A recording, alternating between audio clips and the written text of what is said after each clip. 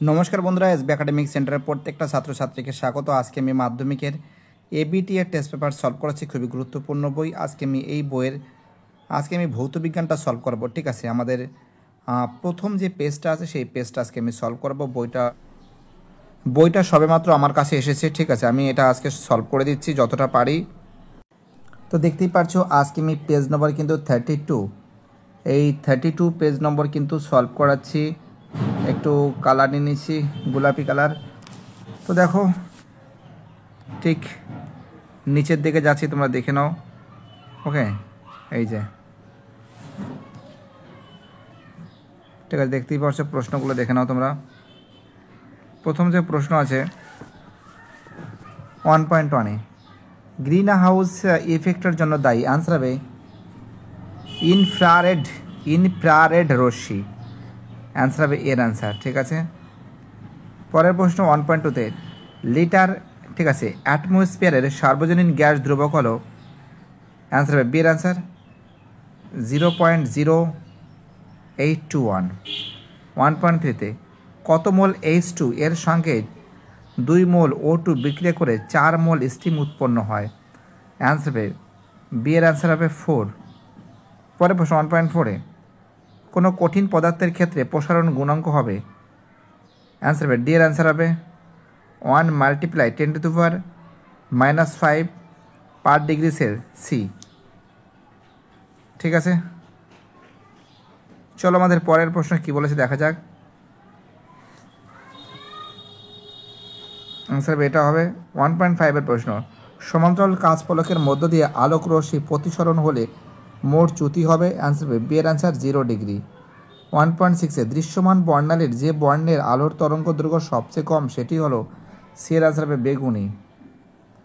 1.7-এ কী বলেছে পরিবাহিতাঙ্কের একক হলো। অ্যান্সার হবে ডি এর answer ohm multiply centimetre inverse 1 মানে -1।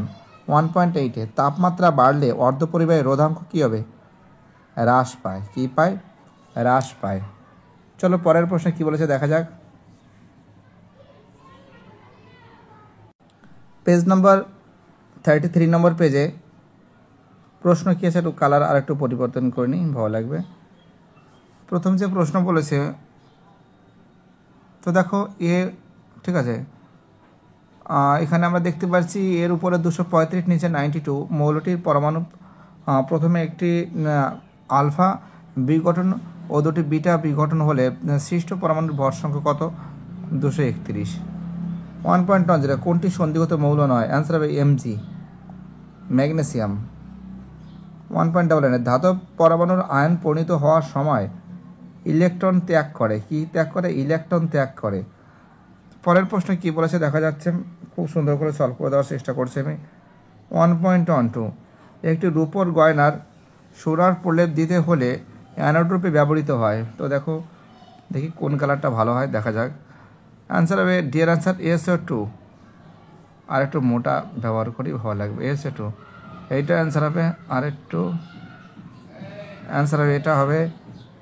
ঠিক আছে, যে সমস্ত প্রশ্নগুলো ইম্পর্টেন্ট, যেগুলো অ্যান্সারগুলো আছে, অ্যান্সারগুলো তোমাদের আমি বলে দিচ্ছি।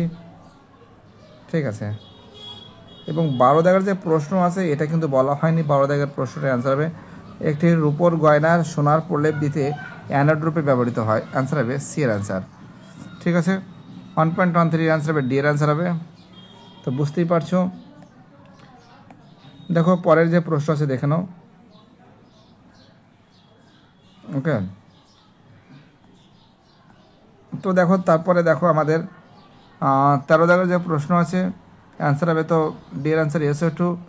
আমাদের পরের প্রশ্ন 14 থেকে পিতলের উপাদান হলো কপার প্লাস জিঙ্ক। ঠিক আছে, পিতল হয়। এলপিজি এর সিলিন্ডার থেকে গ্যাস লিক করলে যে তীব্র গন্ধ পাওয়া যায় তা যৌগের কারণে, তা হলো অ্যান্সার হবে তোমরা জানো ইথাইল ক্যাপটান যাকে বলে, ইথাইল ক্যাপটান যাকে বলে। চলো এবার চলে আসি আমরা বাকি যে প্রশ্নগুলো আছে, এই প্রশ্নগুলো দেখা যাক কি আছে, দেখে নিই। একটু কালার পরিবর্তন করছি, ঠিক আছে, যাতে তোমরা ভালো বুঝতে। ব্ল্যাক নিচ্ছি, হ্যাঁ। ব্ল্যাক নিলে বুঝতে পারবে। প্রথম প্রশ্ন বলেছে 2.1-এ যে বায়ুমণ্ডলের কোন স্তরে ভ্যান অ্যালেন বিকিরণ দেখা যায়? অ্যান্সার হবে ম্যাগনেটোস্ফিয়ার। দেখো বানাম লেখা আছে, ম্যাগ মজবলাকার গ, ম্যাগনো নয়কার ম্যাগনে, ম্যাগনে নয়কার নেই, ম্যাগনেটো টয়কার টু, স্পিয়ার দন্ত ছয়ফয় হসি অন্তস্থা করা।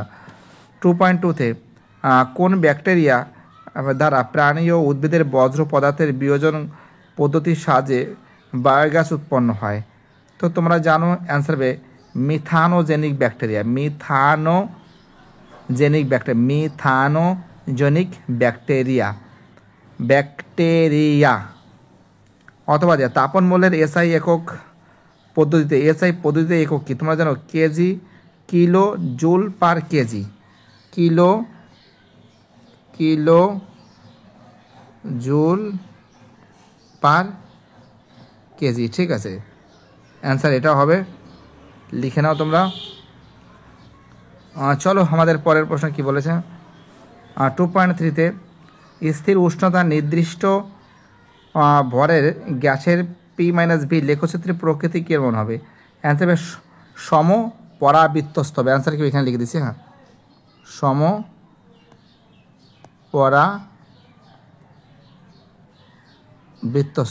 পরাবৃত্তস্থ হবে। 2.4-এ কি বলেছে?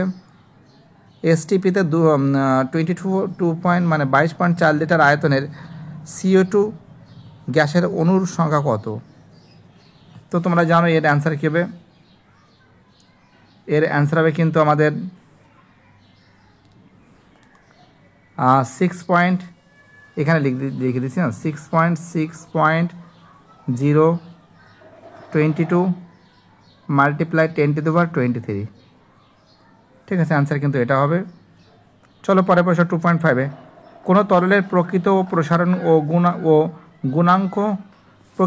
গুণাঙ্ক যাকে বলে ও আপত প্রসারণ গুণাঙ্কের মধ্যে কোনটি তার একান্ত নিজস্ব ধর্ম? অ্যান্সার হবে প্রকৃত প্রসারণ গুণাঙ্ক।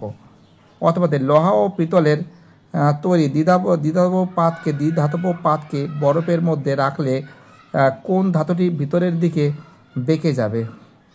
তোমরা জানো যে কোন ধাতুটি ভিতরের দিকে বেঁকে যাবে? তো এটা কিন্তু পিতলের তৈরি ধাতব। এই পিতলের তৈরি যে ধাতব আছে সেটা কিন্তু বেঁকে যাবে। ঠিক আছে, কি বলছি বুঝতে পারছো? পিতলের যে তৈরি যে ধাতব আছে সেটা কিন্তু বেঁকে যাবে। অ্যান্সার হবে পিতলের তৈরি দ্বিধাতব। 2.6-এ চোখের দীর্ঘদৃষ্টি জনিত ত্রুটি দূর করতে কী ধরনের চশমা ব্যবহার করা হয়? উত্তল লেন্স যুক্ত চশমা। কী হবে? 2.6-এর অ্যান্সার হবে 2.6-এর যে অ্যান্সার হবে কিন্তু উত্তল লেন্স যুক্ত চশমা। ওকে, উত্তল লেন্স যুক্ত চশমা হবে। ঠিক আছে, কি বলছে বুঝতে পারছো? এখানে অ্যান্সার কী হবে?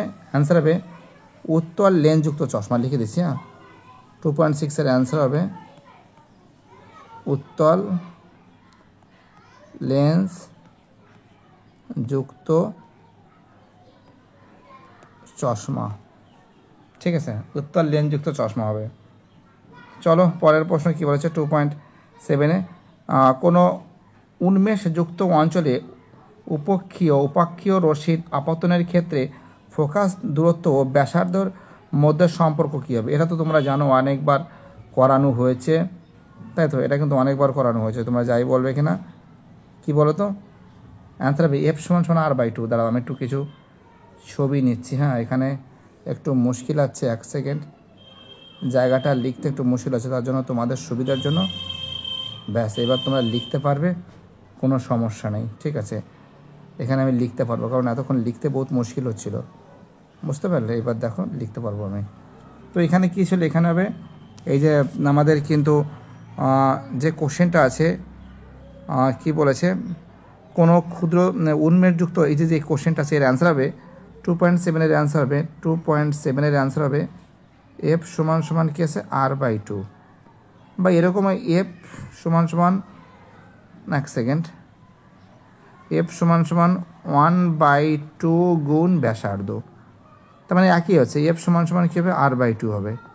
ঠিক আছে, বুঝতে পারছো আমি কী বলছি? চলো পরের প্রশ্ন কি বলেছে 2.8 বটের সংজ্ঞা দাও। তো দেখো বটের যে সংজ্ঞা আছে, বটের সংজ্ঞা কিন্তু তোমাদের আমি দিয়ে দিয়েছি উপরে, স্ক্রিনে লিখে নাও। ঠিক আছে, তারপরে কি বলেছে? SI এককে আধানের একক কি? আদানের একক কিন্তু কুলম। কি আছে? আদানের একক কি আছে? কুলম্ব আছে। ঠিক আছে। 2.9 বর্তমানে আন্তর্জাতিক পদ্ধতি অনুযায়ী আর তারের বর্ণ কি হওয়া উচিত? তো সবুজ আর হলুদ। কি হওয়া উচিত? সবুজ আর হলুদ। ঠিক আছে, এই দুটোই হয়। বুঝতে পারলাম আমি কী বললাম? 2.10তে কোন ধরনের নিউক্লিয় বিক্রিয়ায় সূর্যের শক্তির উৎস? নিউক্লিয় সংযোজন। কী হবে? 2.10 অ্যান্সার হবে নিউক্লিয়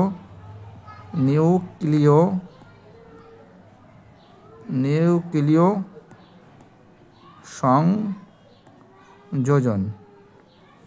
ঠিক আছে, কী হবে? নিউক্লিয় সংযোজন হবে।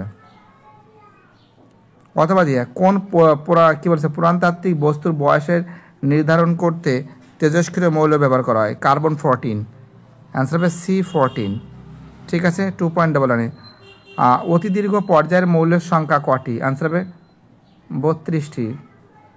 2.12 পরীক্ষাগারে কৃত্রিমভাবে তৈরি একটি মৌলের নাম বলো। অ্যান্সার হবে ফার্মিয়াম। অ্যান্সার কী হবে? অ্যান্সার হবে ফার্মিয়াম হবে। ঠিক আছে। এই যে কোশ্চেনটা আছে, অথবা এই যে কোশ্চেনটা হবে ফার্মিয়াম হবে। ফয়াকার ময়রে ফসি 29 আকার ফার্মিয়াম। ঠিক আছে, কি বললাম? 2.13 জলের দ্রবীভূত হয় এমন একটি সমযোজী যৌগের নাম বলো। HCl। 2.13 অ্যান্সার হবে HCl, হাইড্রোক্লোরিক অ্যাসিড। ঠিক আছে। 2.14 তড়িৎ বিশ্লেষণের সময় কোন শক্তি রাসায়নিক বিক্রিয়া ঘটানোর জন্য দায়ী? কোন শক্তি রাসায়নিক বিক্রিয়া ঘটানোর জন্য দায়ী? অ্যান্সার হবে তড়িৎ শক্তি। অ্যান্সার কী হবে? তড়িৎ শক্তি। ঠিক আছে, কি বলছে বুঝতে পারছো? চলো আমাদের পরের প্রশ্ন কি বলেছে। 2.15 জলের তড়িৎ বিশ্লেষণে ক্যাথোডে উৎপন্ন হয় কোন গ্যাস যার মধ্যে জ্বলন্ত পাটকাঠি ধরলে কাঠি নিভে গিয়ে গ্যাসটি নীল শিখায় জ্বলবে? অ্যান্সার হবে হাইড্রোজেন গ্যাস। কী হবে? অ্যান্সার হবে হাইড্রোজেন গ্যাস। ঠিক আছে, H2 গ্যাস বা এই যে হাইড্রোজেন গ্যাস লেখা আছে। চলো পরের প্রশ্নে কী বলেছে দেখা যাক। এবার আমি পরের পেজটা সলভ করাচ্ছি, পেজ নম্বর 34-এ। তো দেখো, থার্মিট পদ্ধতিতে হবে আছে লোহা হবে, অ্যালামগাম হবে হচ্ছিল আমাদের NaHG। ঠিক আছে, বায়োপলিমার হবে হচ্ছে আমাদের নিউক্লিয়িক অ্যাসিড, এবং PVC হবে আমাদের ভিনাইল ক্লোরাইড। আর বাকি যে কী আছে 2.17 নাইট্রোলিয়াম কি দেখো, এটা কিন্তু তোমাদের আমি স্ক্রিনশটে দিয়েছি, তোমরা লিখে নাও। অথবা একটি আম্লিক গ্যাসের নাম লেখো তোমরা, যেন হাইড্রোজেন সালফাইড। কী হবে? অ্যান্সার হবে হাইড্রোজেন সালফাইড, যেটা পচা ডিমের মতন গন্ধ। 2.18 শৌচাগারে প্রায়শই কোন গ্যাস সে দুর্গন্ধ পাওয়া যায়? NH3 অ্যামোনিয়া, তীব্র ঝাঁঝালো অ্যামোনিয়া। অ্যামোনিয়ার সঙ্গে কোন গ্যাসের বিক্রিয়ায় একটি কঠিন পদার্থ উৎপন্ন হয়? Hydrochloric HCl। তো ঠিক আছে, দেখো এর পরের দিন আমি বাকি যে সেটগুলো আছে আস্তে আস্তে ধীরে ধীরে করে এক সপ্তাহের মধ্যে সলভ করে দেবো। ভিডিওটি দেখার জন্য SB একাডেমিক সেন্টারের তরফ থেকে প্রত্যেকটা ছাত্রছাত্রীকে জানাই অসংখ্য ধন্যবাদ। সুস্থ থাকো, ভালো থাকো, চ্যানেলের সঙ্গে যুক্ত থাকো, এটাই আমার একান্ত অনুরোধ তোমাদের কাছে। বাই, টাটা, ভালো থেকো সবাই।